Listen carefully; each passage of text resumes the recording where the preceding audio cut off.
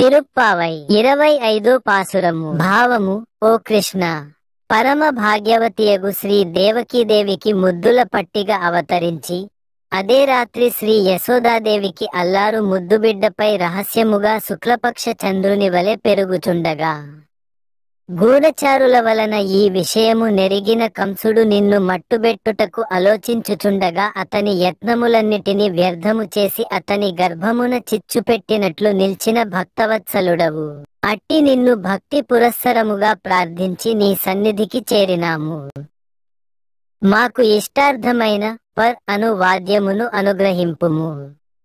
ఇట్లు మమ్మనుగ్రహించిన శ్రీ లక్ష్మీదేవి యాసపడదగిన సంపదను దానిని సార్థిక పరచు నీ శౌర్యమును కొనియాడి నీ విశ్లేషముల వలన కలిగిన సంకటమును నివారణ చేసుకొని మేము సుఖింతుము.